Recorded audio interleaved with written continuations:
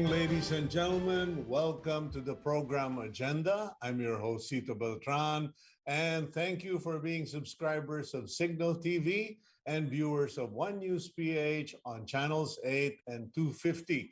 For those of you who want to keep watching Agenda or want to go back to our previous episodes, you can do so via Facebook and especially on YouTube.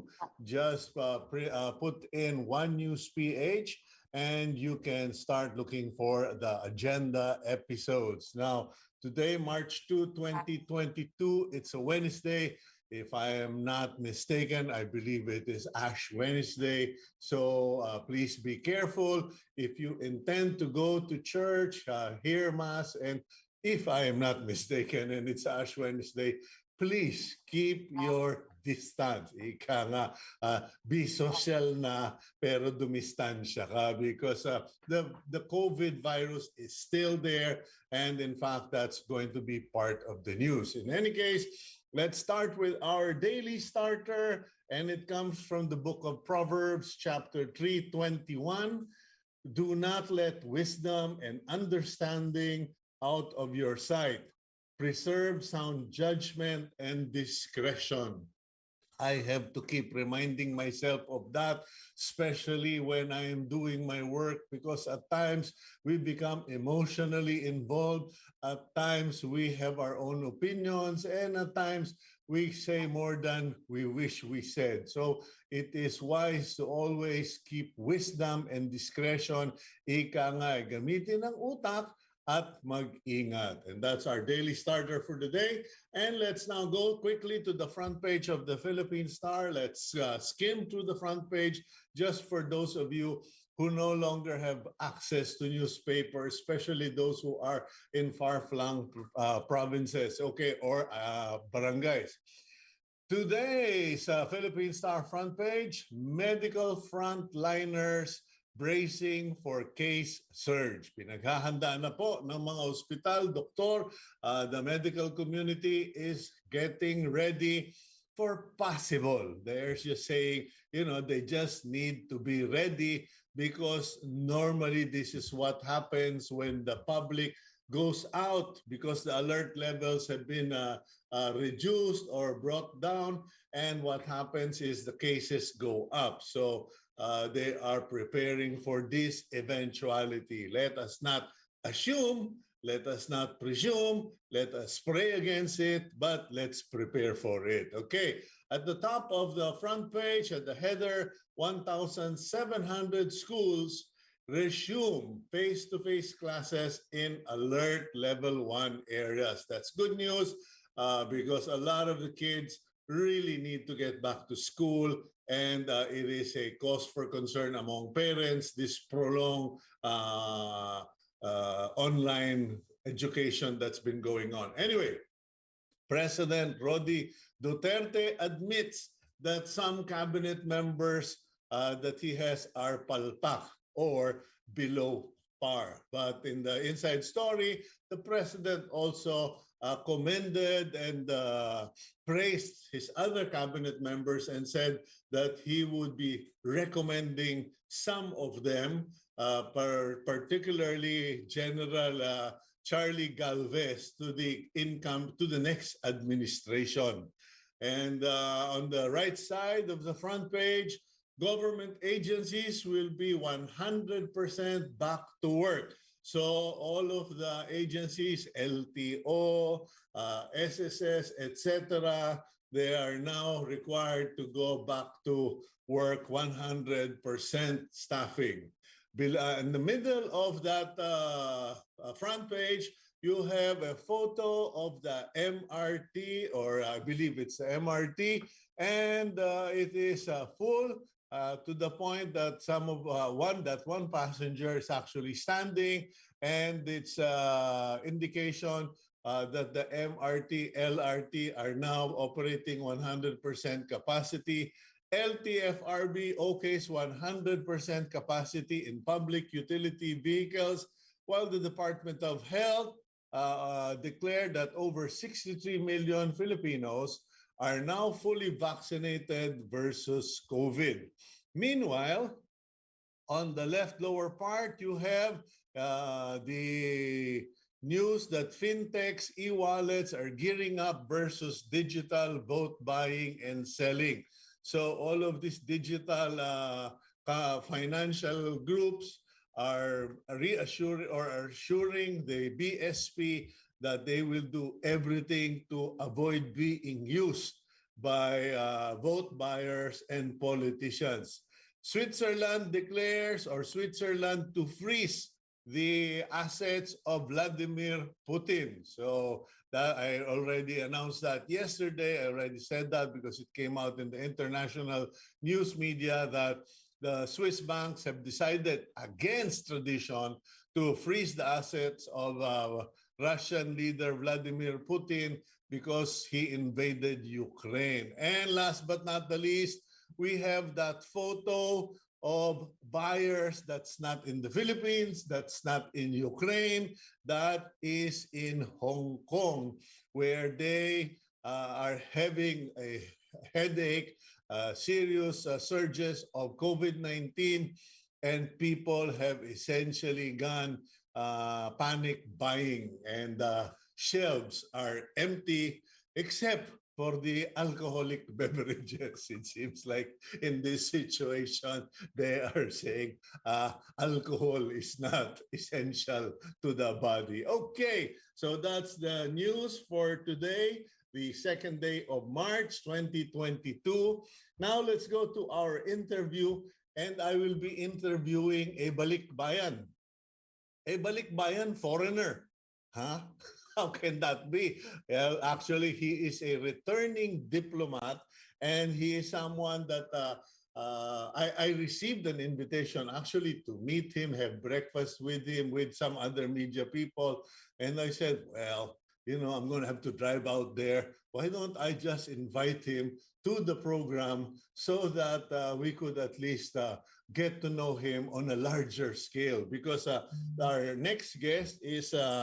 okay. Oh, wait a minute. Okay, I'll do the introductions first, but I believe his signal suddenly dropped. But our first guest this morning is an ambassador. He was previously assigned to Manila many years ago, but at a lower position, and he is now returning as ambassador of Israel. Okay. And I find it very interesting because, we have a history with Israel.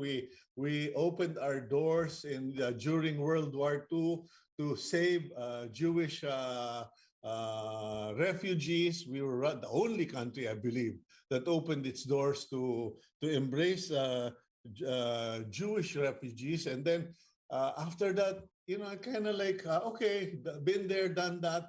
And we've not developed those ties because we could learn so much from Israel. So let's bring in our guest.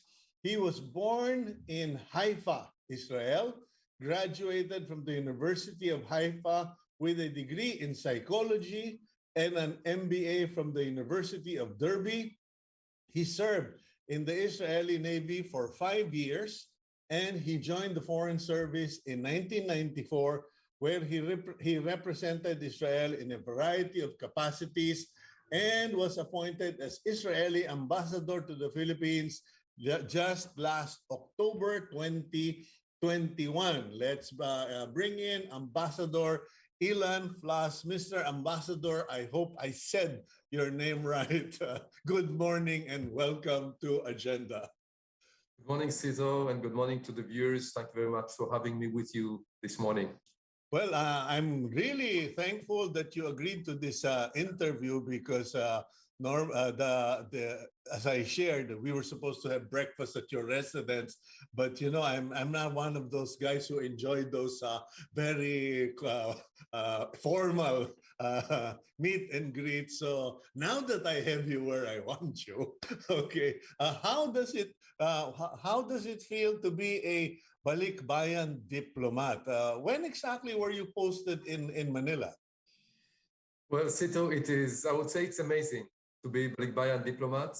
I served in Manila in the Philippines 1995 to 1998, during the time of President Ramos. So a few years have passed since then, almost 25 years. Coming back, you know, in a way, it's like coming back home.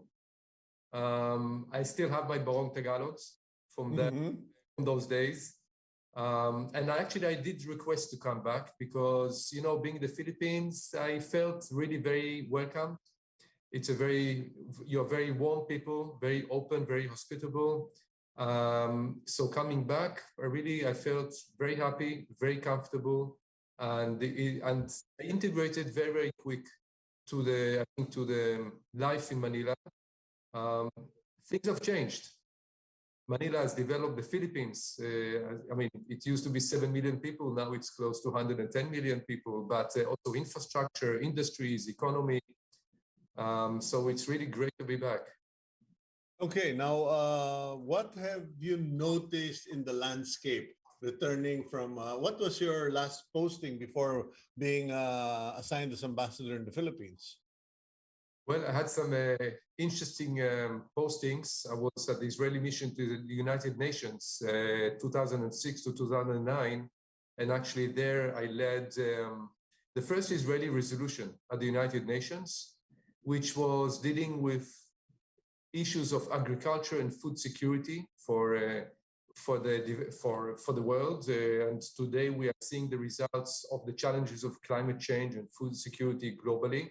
So I think this was a very important resolution, which was led by Israel and adopted by the UN. But if I focus specifically on Israel, my most fascinating posting was when I was assigned I would say, a quiet mission under the radar or under the surface in Bahrain, in the Gulf countries. Before the time we had diplomatic relations with those countries. So it was a mission which was unknown to most people. Very few people knew that there was an Israeli representative in Bahrain. And I was working quietly to create relations, diplomatic, political, and business-wise with the very few people that knew where I'm coming from. And for this reason, a year and a half ago, September 2020, when the Abraham Accords were signed, when we established full diplomatic relations with 3 new Arab countries, actually 4, the UAE, United Arab Emirates, Bahrain, with Morocco, with Sudan. With those countries, we never had diplomatic relations. Israelis could not visit. We couldn't have business interaction, people to people, tourists. So for me, it was, you know, I had a quiet mission of 2 years and it fulfilled itself. And today I can travel there. I can have transit between Israel and Manila in Dubai, and there's no problem. I'm flying there formally with a diplomatic passport. So really, I invested 2 years of my life in nurturing those relations, and it's a dream come true. Okay, well, congratulations on that. And what I'm wondering about is this a new direction for Israeli diplomatic policies? Because I mean, generally, it's always been, you know, there's a stone wall and, you know, you guys stay there, we'll stay here, and we can continue living. But as you pointed out, diplomatic relations with 3 Muslim nations and then peacekeeping negotiations. Who made this decision? Because that's something that you don't do by yourself. It's very interesting. Yes, you're right. I mean, it's not me myself. I was one more of a very big effort, which started, as I said, diplomatically, very quietly by the Ministry of Foreign Affairs. I think also the political and strategic reality in the Middle East has changed, and that led to establishing diplomatic relations. But these diplomatic relations are just modern, they're much modern relations. It is warm. Everything is opening up. Our president visited the United Arab Emirates. Our prime minister visited 2 weeks ago Bahrain, signing strategic agreements. The Middle East has changed. It is not just a word.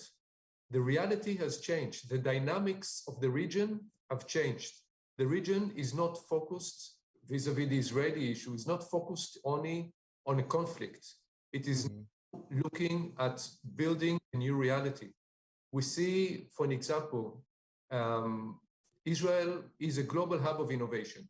It's one of the world's sources of high tech, of innovations, of technologies. And this is one of the main issues that the countries in the Gulf are looking for. Because, as you know, technology is critical in modern times for development.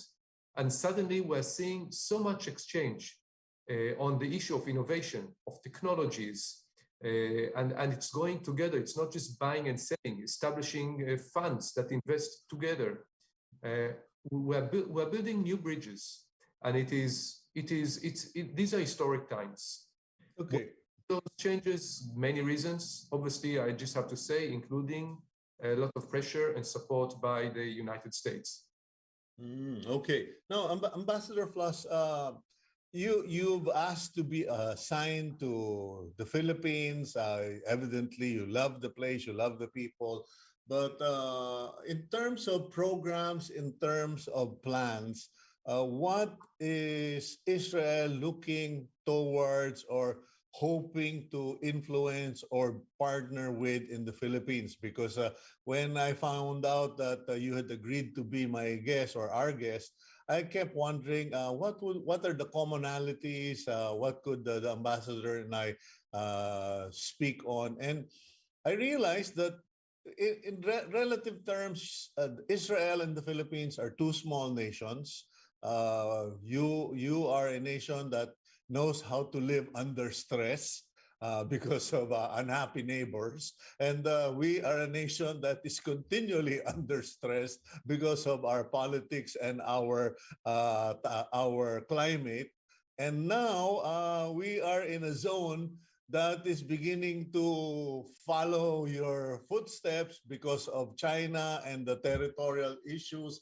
And some people are saying, maybe we should really become best friends with Israel because they can teach us how to be a pain on the side of bigger neighbors and also teach us about food security. Well, your first resolution was about global food security. So don't I don't want to talk too much. What are your plans and ideas for the Philippines and Israel? Thank you very much, Cito, for the question. It's a big question. My vision is actually looking towards the issue of innovation and technologies, because we're now the middle of the 21st century. Technology is a solution for everything. We saw it during the pandemic. Technologies for the vaccines, digital health, remote sensing. It's about technologies and it's about best practices. And I believe that Israel, being a global hub of innovation, and you mentioned that, what was the reason for Israel becoming a global hub of innovation is a stress. It's on one side, the political, strategic, or security-wise, because of our neighboring countries. And when Israel was established, it's an island economy, but it's also the stress, the climatic stress, because Israel is a dry area. It's an arid zone, so not enough rainfall. How do you develop agriculture? How do you have enough water supply? So we have to develop all kinds of solutions, which are based on technologies which were developed in Israel for the Israeli situation. I believe, and my vision is to create bridges of innovation between the two countries and to get innovators of the Philippines work together with Israeli innovators in order to develop solutions for the local challenges here in the Philippines. You have seen in the picture, for an example, a program where we receive in Israel more than 400 students of agriculture every year for a program of learning by doing. They are there for 11 months to understand the Israeli approach to agriculture. It is technologies, it is best practices, but it's also a mindset which says agriculture can be an income. It should be a business. So agriculture is a commercial activity. It's not just backyard farming. It's something that we have to make a living, and we can improve the standard of living by using technologies, practices. And these 400 students come back every year, another batch. They come back here to the Philippines and they contribute to the development and improving the effectiveness of the agricultural sector. This is just one example. I have many more examples where we're but Ambassador, I really like that program that you have, and it's been an ongoing program, I understand. But how does Israel ensure that the knowledge transfer or the training goes forward? Because I do consultancy work, and I always point out to CEOs, you can spend millions and millions of pesos training your executives, but if you, the chief executive, are not part of the training or don't understand what they are being trained for, all of that knowledge is never applied. In the Philippines, you bring in 400 agricultural scholars, but what's on the ground to back them? Is there a partnership between Israel and the Philippine government to ensure that these 400 are deployed and have the logistics to apply their knowledge? That's exactly one of the main issues that I'm looking at since I got here. We're working with TESDA.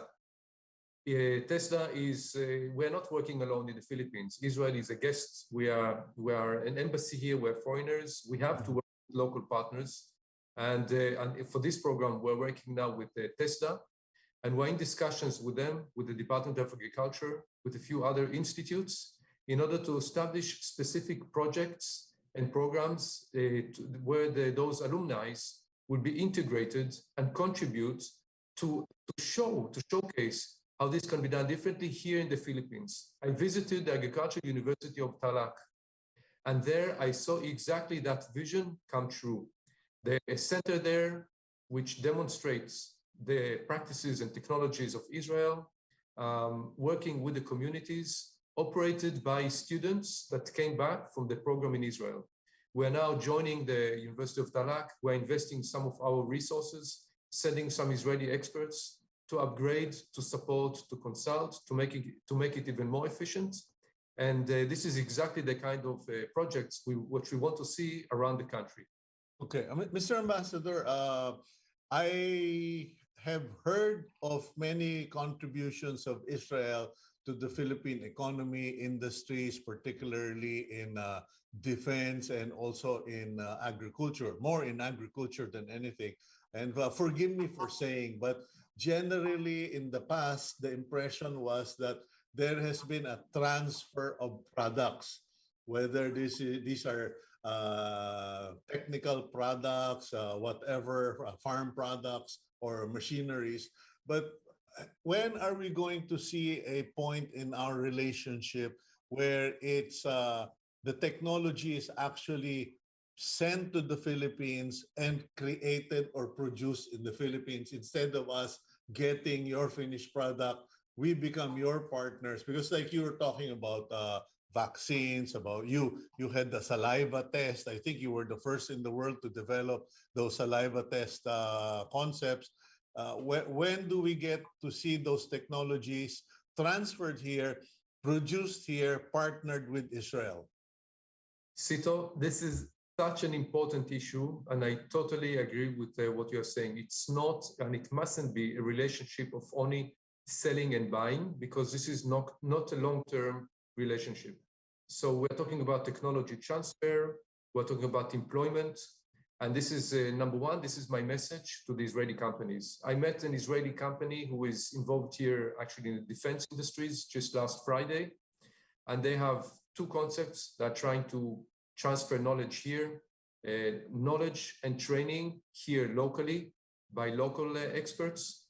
Part of the production lines of some of the systems would be done locally. So there is a big push, and this is my message whenever I meet Israeli companies, to do that. And we're seeing also in the high-tech industries, in the electronics, in the telecom, we're seeing Israeli companies that are not only selling, but I cannot mention specific companies, obviously, but there is a company that actually employs here more than 1,000 workers at the ICT industries. They're working for an Israeli company, locally employed here.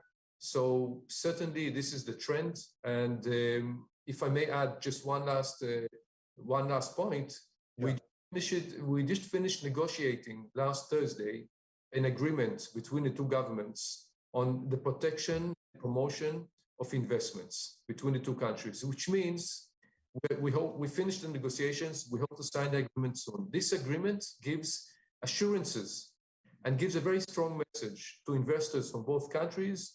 Please come and invest in the other side. Our government will give you the necessary assurances. When this will be signed, I think this is a strong message, exactly, Cito, to the point that you are saying. It's not only about selling, it's also about investments. It is about long-term benefits for the economies of both countries. Okay, you started out talking about food security and then about the scholarship program that brings 400 Filipino students to Israel for on-site familiarization, education, and training.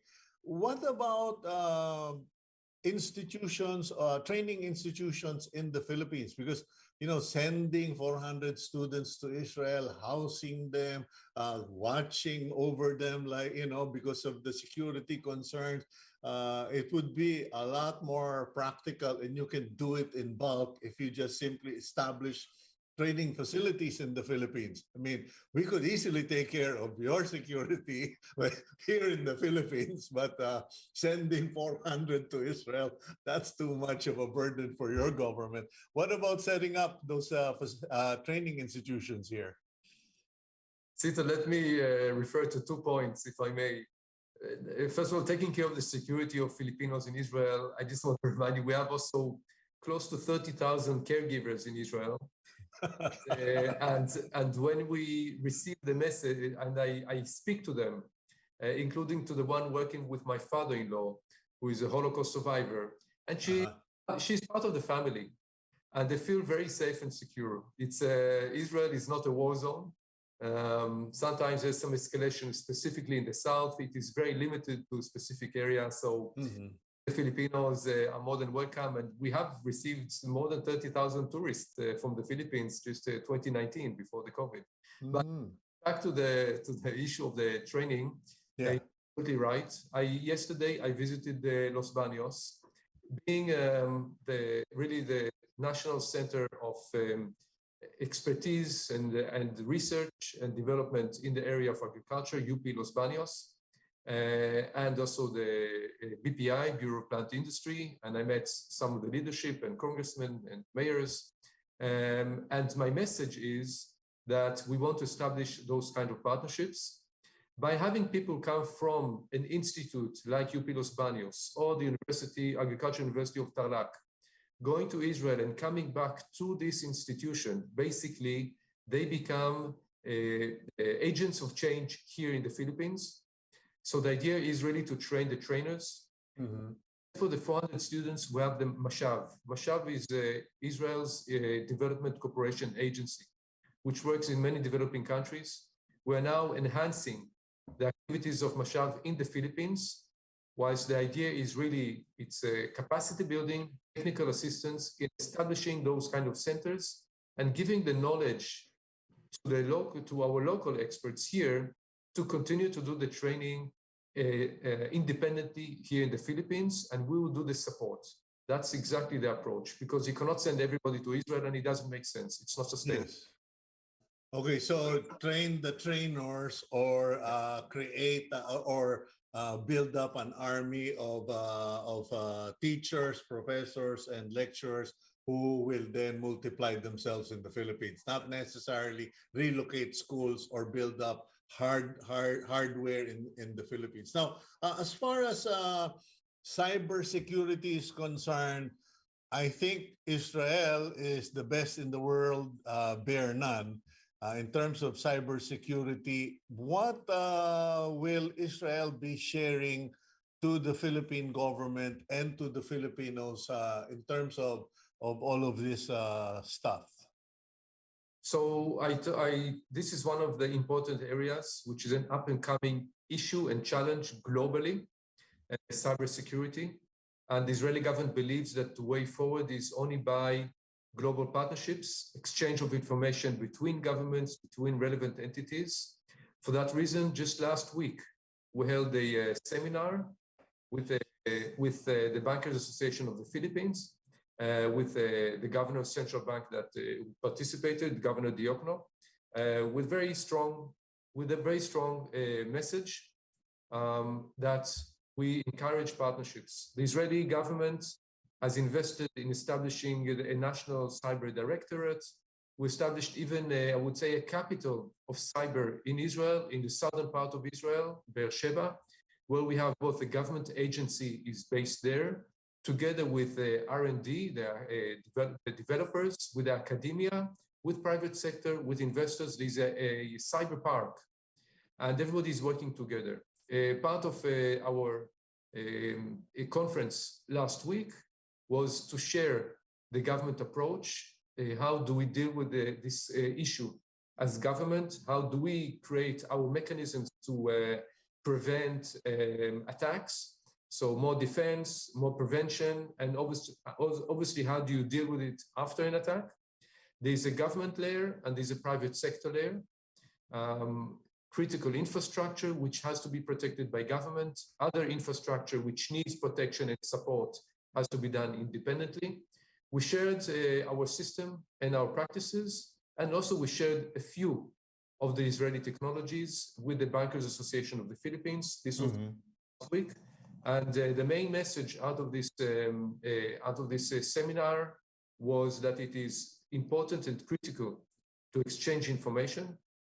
By the way, we have Israeli cyber companies who have representation here in the Philippines and are already here, but we want to see much more. And as you said, Cito, we want to see local activities, meaning to establish cyber schools, to establish different institutions and institutional relationship that will enhance also the capacity here in the Philippines. And I believe that this is the way forward. Okay, well, Ambassador, I don't have the luxury and the privilege of tying you down in front of the camera for the whole day. So given our few precious minutes, may I just give you the opportunity to share what is the one thing you want to achieve, at least in the next 6 months or year, in your posting here as ambassador, at least for the first 6 months? Well, thank you, Cito. If I may, I want to say one more very short message. The Israeli government is seen in the Philippines an important partner. And the relations are really enhancing in the last few years. And we opened 2 new offices here in the Philippines within the embassy a year and a half ago in the middle of the pandemic. One was a representation of the Israeli Ministry of Economy in order to enhance trade and economic partnerships. And the second one is a representative of the Israeli Ministry of Defense in order to support government to government and sector on the defense industries, defense area, because these are the 2, I think, critical elements of our relationship which we are focusing at. So this is the first part, and this will be the direction in the coming years, enhancing this exchange. My own vision for the coming months is to create bridges of innovation between Philippines and Israel. I'm going to invite some people, very sort of key players in the Philippines on the area of innovation. We're going to have a few meetings. We are already negotiating an agreement between our 2 governments on partnership on the area of innovation. So for me, innovation is the most important part, which I would like to see in the coming few months, growing and creating stable bridges of innovation. This is for me the main goal in the coming year. Well, please keep us in the loop, and of course, my compliments to your public relations section, because I do get regular emails from them, but I just don't know what to do with them half of the time, because it's also so very different. But I guarantee you that we will be monitoring and sharing whatever partnerships and programs and projects the embassy and the state of Israel is undertaking here in the Philippines. I just can't help myself, Mr. Ambassador. The ministry, the representation for the Ministry of Defense of Israel in the Philippines, this seems to be a new direction. Why is that the case? Why put up an office, so to speak, for the Ministry of Defense in Manila? Well, thank you, Cito. Let me just on your first comment, let me just also invite the viewers also to follow the Facebook of the Israeli embassy, the Israel in the Philippines, and I think they'll see a lot of what we're doing here in the Philippines, and we'll talk a lot about innovation and other bridges between the two countries. On the defense, we have seen in the last years, especially since the visit of President Duterte to Israel in 2018, we have seen a dramatic change in the relations. The relations have become much closer, especially in the defense and economic area. So a representation of the Israeli Ministry of Defense is a strong message that our two countries are facing similar challenges, as you said, Cito, at the opening of your remarks, especially when I talk about terrorism and democracy, which has to protect itself from such acts as terrorism. And we see this also here in the Philippines, also in Israel. It's a global issue. So we believe that this very strong and reliable partnership is a strong one and will continue for the years to come. And this is why we have decided to invest, to enlarge the embassy here in the Philippines, and to have a representative of the Ministry of Defense. That's exactly the reason. Okay, so it wasn't upon the invitation of the Philippine government. It was a undertaking of the Israel Foreign Ministry or Defense Ministry. It's a combination of the two, because the Philippines, as I said, it was after the visit of President Duterte, where he has presented, where he showed a lot of interest in developing and promoting the relations also in the defense sector. Mm-hmm. And as a response to that, and as seeing growing interest also from the armed forces of the Philippines, also from some parts of the police, there are a lot of needs, and we believe that Israel has also we're focusing on technologies, on specific areas that Israel is an expert. This is where we can come in, and we're seeing a strong and very good partnership, and as I said, focusing mainly on the area of terrorism. Okay, well, this was supposed to be just a getting to know you episode, and I do hope that in the coming months and God willing in longer that we can feature more about what the embassy and the state of Israel is doing here in the Philippines. And we pray that you have a really successful and influential presence in our areas of agriculture, national defense, and for cyber technology and innovation. Thank you very much, Mr. Ambassador. Thank you, Cito, and maraming salamat. Okay, there. Ayan po. Nagtagalog na ang balikbayang diplomat. Okay. Thank you, Ambassador Ilan Fluss. Have a good day, sir. Okay, we'll go for a quick break, and when we return, we go to our next guest, and I will tell you about our next guest when we return. We'll be right back here on Agenda.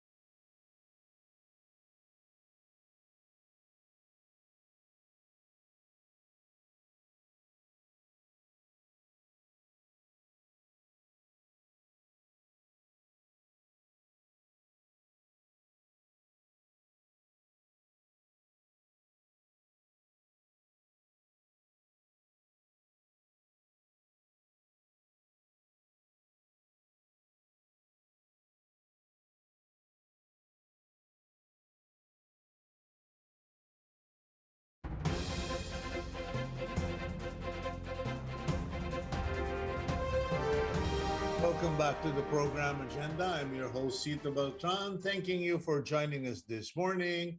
And on the second part for our interviews today, March 2, 2022, I will be speaking with the gentleman to explain to us a new app. Alam niyo po, itong app na ito, this app was brought to my attention by one of our previous guests, Attorney Banjo Navarro. And he said, bro, look at this app because it is very interesting. So I opened it and apparently it's an app much like in case of emergency break glass. It's an app that you use only when someone dies. It's an app related to funeral services, etc. It's like you don't have to worry about what to do as long as you have this app and you know how to use it. So, and please, some of you may say, grabe naman, Cito, why are you talking about deaths and funerals? Excuse me, death is the ultimate destination. And those who do not prepare for it leave misery, confusion, and panic and whatever to those their loved ones or to those who hate them. Parang dapat dyan, sunugin na lang, etc. Okay, let's go to our guest for today, the founder of the Onora App, Benjamin Dychange. Mr. Dichanco, good morning, sir. Good morning, Cito, and good morning, Philippines. How do I call you, Ben or Benjamin? Benji is okay. Fine. Benji, well, like I already said, this was brought to my attention, this app. Now, did I describe it correctly? Kasi sabi sa akin ng abogadong friend ko, Sito, ito yung app that addresses it all. Pag may namatay, buksan mo lang yung app, alam mo na yung gagawin. Sabi ko, ha? Ganun ba kasimple yan? So I said, hey, guys, get the developer or the founder of the app. So Benji, could you please explain to us how and why you came up with this app? I thought about this app about 4 or 5 years ago, even before the pandemic. Okay, but then the pandemic hastened the development of the app. We all know that the pandemic changed our lives. We how we deal with everything from shopping to death, and I thought of it was the right time to develop the app, because at the time of the pandemic when this was developed in late of 2020, the height of the pandemic, the COVID-19, and could you imagine yourself having someone, a dear family member die and go to funeral homes one by one? You won't like that. You won't even like going to the hospital. That's very true, Benji, because I've lost both of my parents. In one way, losing a parent in a hospital, there is a process. Kumbaga, meron kang ritual o meron kang delay that you can make moves. But when you suddenly discover a dead person in the room and you're by yourself, what the hell are you supposed to do? And it is a fear that I think many of us live with but don't know how to deal with. So you've been thinking about this app highlighted by COVID-19. So tell me, what was it like developing this app? Parang, ano ba ito? Inipon mo lang, etc.? The family, our family has been in the business for 108 years. We started with funeral homes. And it's just offshoot of the funeral homes we own. And as you very well know, a funeral business is a very traditional business. So we kind of sort of shifted from the traditional business to digital business and introduced safety features like protection from the virus, and we also accommodated digital payments for this because when somebody dies, you just download the app, register, and from the app you can choose the funeral service you want, the funeral home you want, and pay online. So parang sorry, medyo lumalabas yung edad ko. Parang Yellow Pages. Pipili ka lang kung ano yung gusto mo, parang menu. Actually better than Yellow Pages. Okay, so but you said choose the funeral home. So it also includes other brands, so to speak, hindi lang yung sa inyo. Yes. We've onboarded funeral homes all over the Philippines, from Luzon, Visayas, and down south to Mindanao, to Cotabato. So anywhere in the Philippines, you can find from the Onora app the funeral home you want. You just click your location you want, then all the funeral homes in that location will appear. It's more of like a hotel booking app. Okay. Only it's a funeral booking app. Okay, so well, when you put it that way, medyo kakaiba yung arrive hotel booking, hotel to heaven, ano? Anyway, so you Unlike a download the hotel, app. this is the only app in the world of its kind. Oh, really? Yes. Okay. Okay, so you download the app online, and pwede ba itong pre-booking? Pre-booking means pre-need. No, we don't do pre-need. No. I mean, ilalagay ko na dito. Ako, for me, let's say, okay, this is so and so. I want this, I want this, I want that. And then, kumbaga, to be serviced at time of death. Parang ganon. This is actually time of need. Time of need talaga. So, kumbaga, just click on the services you want, you need. We even have flowers. We even have catering services. We even have legal services. Okay, now I don't want you to. may need. I don't want to sound disrespectful or irreverent, but when you download the services, nandoon na ba yung mga prices, di ba? Parang sa hotel, luxury to deluxe, etc. May price na ba yan, or how does it work? Sorry, I haven't had the chance to see the app. Yes. If you choose a funeral home, and then the funeral would have several packages with the service inclusions, with the prices. Okay. All there. Are they real-time update, meaning, sorry, we are fully booked kasi, di ba, during COVID-19, aray ko, halos hindi mo na alam kung saan funeral home ka tatakbo. It was second to a hospital room. Finding a funeral parlor that was available was the biggest headache.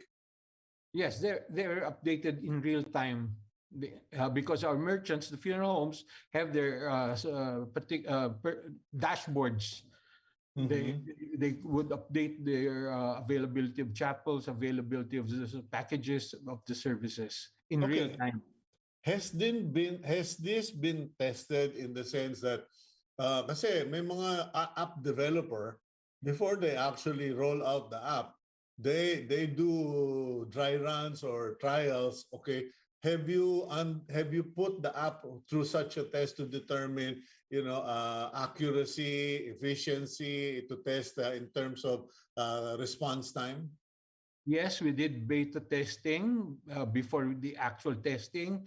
And right now, we're receiving bookings already, real-time bookings. And gaano kabilis? How quickly do the funeral homes respond? Because you already have a dead person in the living room or in the bedroom, and that, I think, is in itself is the longer the deceased remains within the premises, the more emotional trauma the relatives undergo.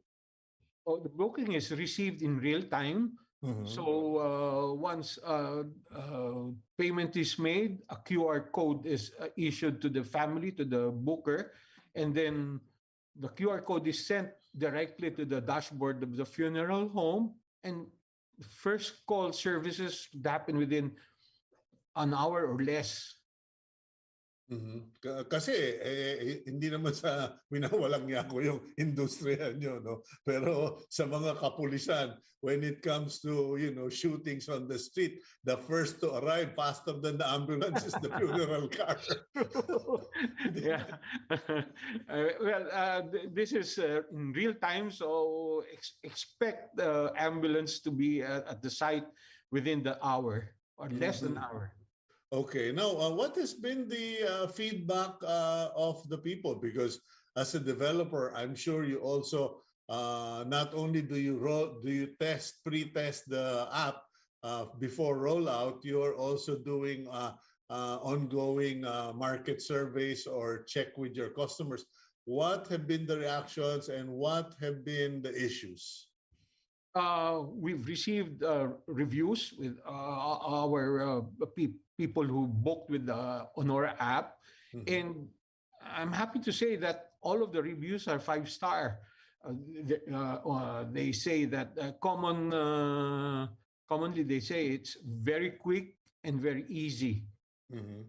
So it's so easy that you just use your smartphone anywhere, and anywhere in the world, even if you're in the States, in Europe, you can access the app as long as there's internet, and then you can hook up with any funeral home in the Philippines.